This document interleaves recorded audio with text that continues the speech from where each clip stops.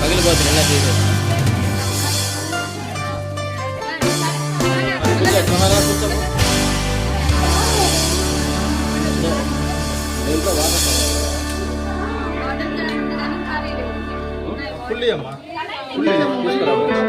అన్నం తీసుకోమా auto auto ఎక్కువ auto auto తీసుకోమా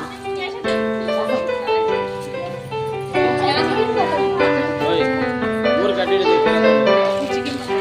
chicken pakoda కదా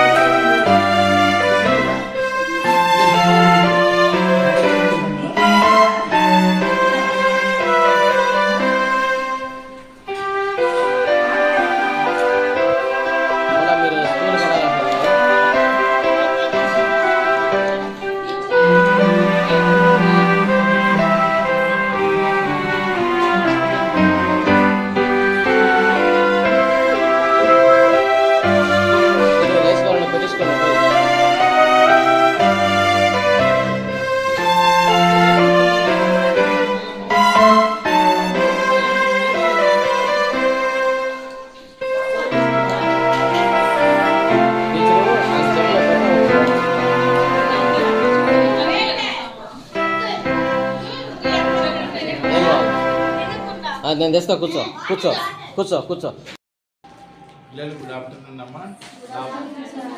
నా పేరు లక్ష్మణ్, మాది ముంగమూరు.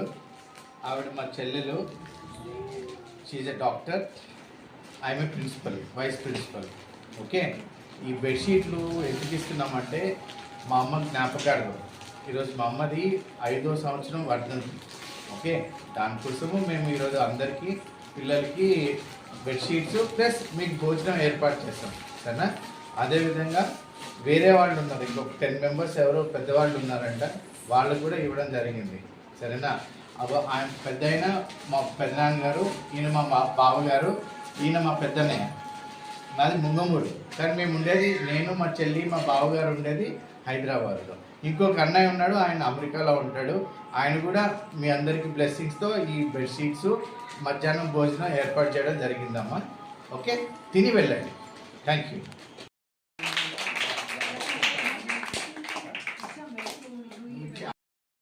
చనిపోయిన రోజు చెప్పాను కదా, ఈరోజు మేము ఈ స్థితిలో ఉన్నామంటే మా అమ్మాయి కాదు. సో మీకు ఎవరున్నా లేకపోయినా కానీ చదువు మాత్రం ఖచ్చితంగా ఉండాలి.